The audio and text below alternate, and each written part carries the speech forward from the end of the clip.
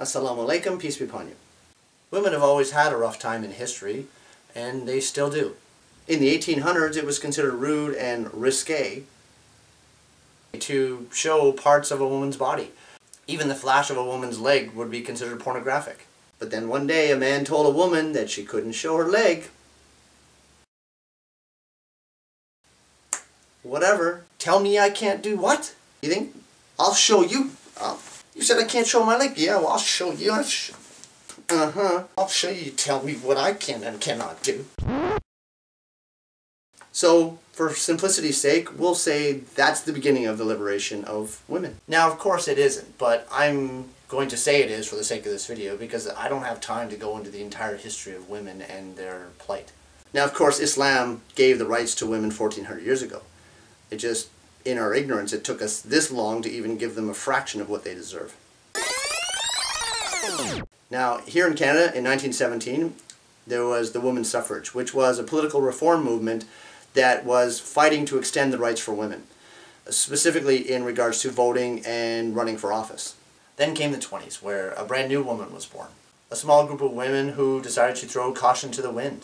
They started drinking, smoking, having promiscuous relationships, and pretty much ignored all sexual and social norms. And this group of women called themselves flappers. Now, the term flapper was a common term used in the early 1900s and late 1800s to describe a young prostitute. Now, why they choose a word that has to do with prostitution to represent themselves?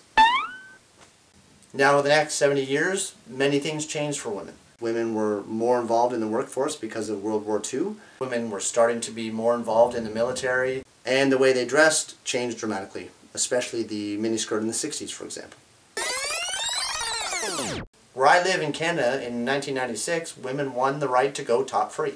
And for those who don't know, top-free basically allows them to walk around topless without being charged for indecent exposure. And depending on where you live also, women have gained the right to kill their unborn child. Some of you may call it abortion, but for me, well, that's an entirely different video altogether. So now today, we have the Ban the Muslim campaign. Sorry, my bad. Ban the Burka campaigns. Now, this is a campaign which people are spending who knows how many millions of dollars in political debates and arguments and discussions and whatever, and targeting one religious group, a specific gender of that group, and an extreme minority of that group.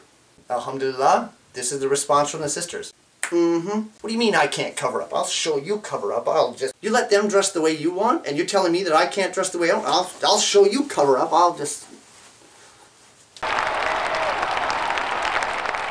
And for me, I find this weird and disturbing, because after all this time, women have spent so much energy to fight for the right to get undressed. Now they have to start all over and fight for the right to get dressed. Now I want to ask you feminists out there.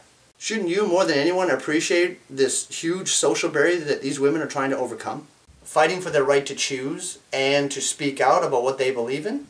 And what are they saying? They're saying, I'm a Muslim. I believe in Allah, and this is how I want to show it.